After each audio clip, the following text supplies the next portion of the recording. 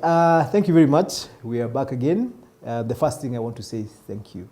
Thank you so much. You guys have really humbled us. 1,000 subscribers in a week, over 20,000 views. Hapo mmetesa kabisa. We are very, very grateful. I am personally very grateful and for just the confidence in that you guys are actually willing to listen to what I have to say.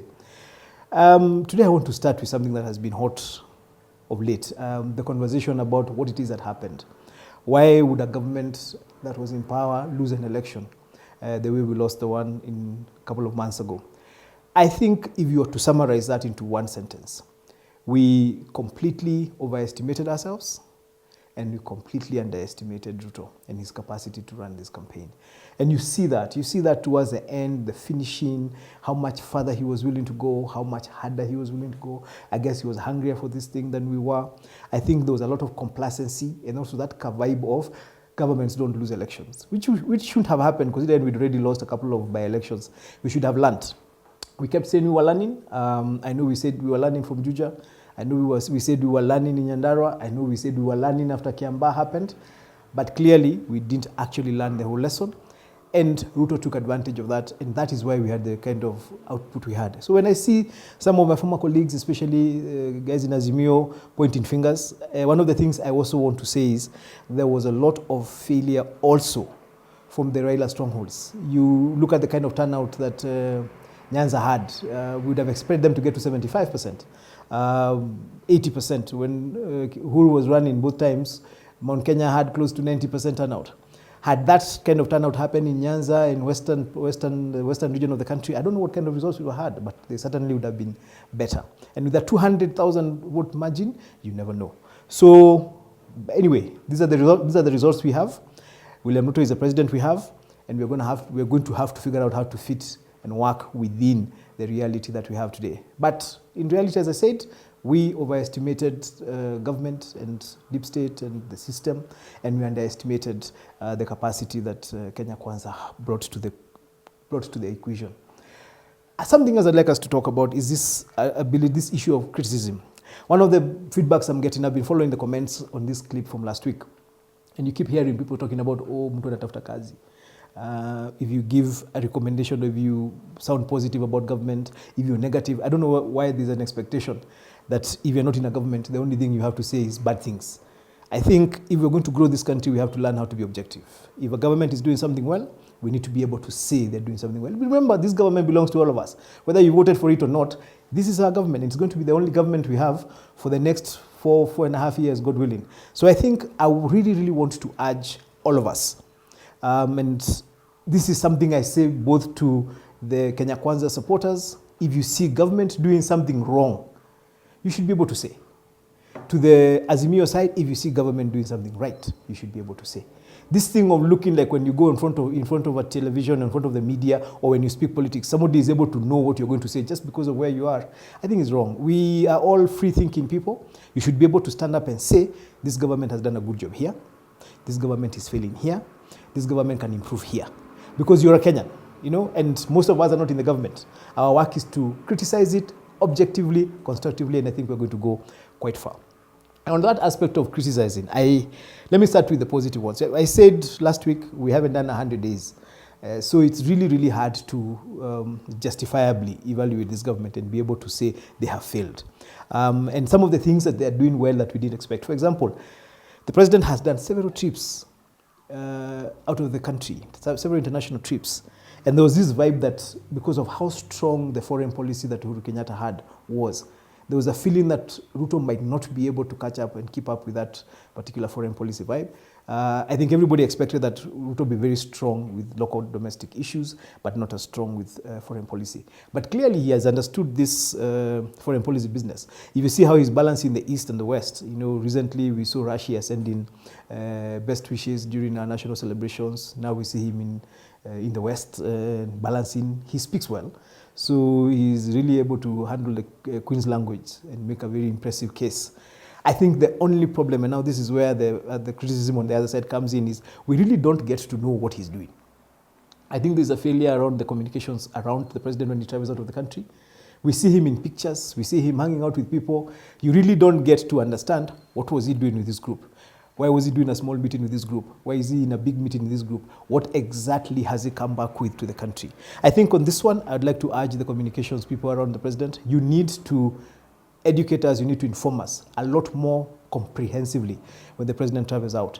And we will be able to build up and be able to work with him, because when he goes out, it's us he's representing.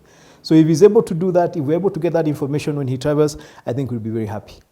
We come back to our local politics. I think right now what we are watching is how everybody seems to be running away from Azimio. I saw my colleagues from Kiambu do a press conference and say now they are working with the president. I'm seeing the imploding that seems to be happening in Kanu. What can I say? I think first, a lot of the people, I remember listening to Chris Kirwa.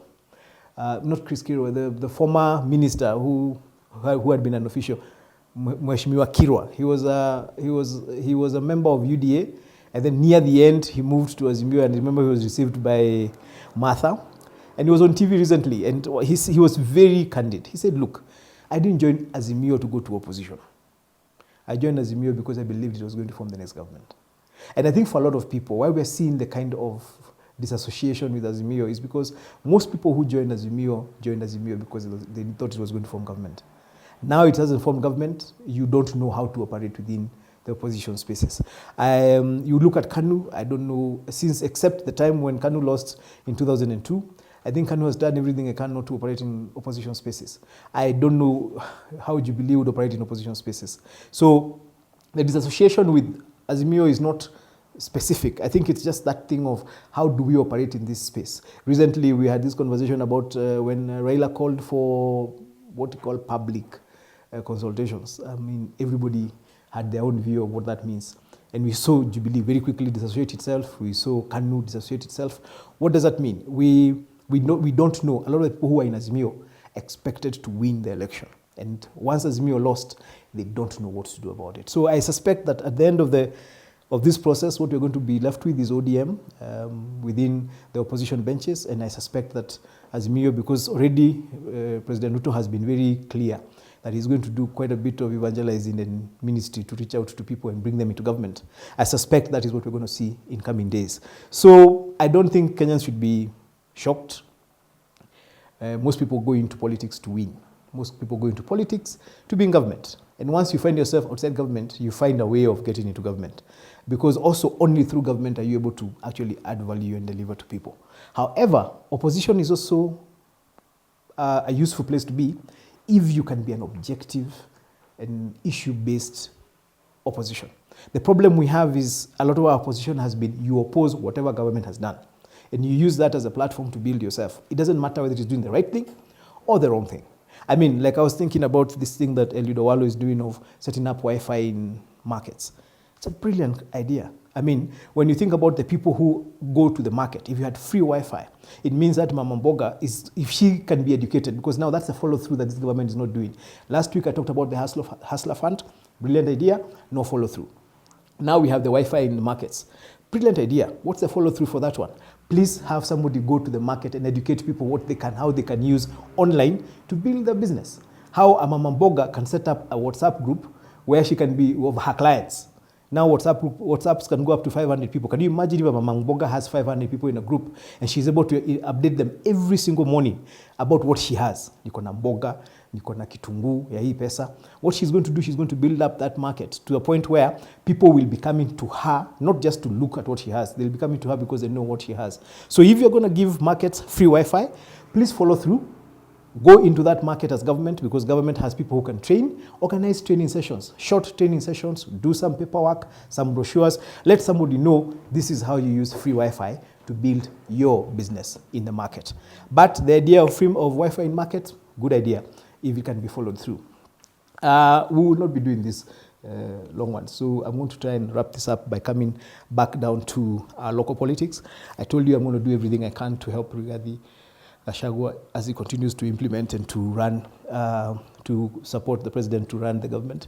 And part of that is being able to point out positives. Negatives nitamwambia peke yake. Positives, I'm going to put them over here. And one of the things I must say that he has done, he had worried us a bit at the beginning when he said that Hii serikali itakuwa watu ya Kenya Kwanza, and then only after all the Kenya Kwanza people have fitted will they start thinking about the other people.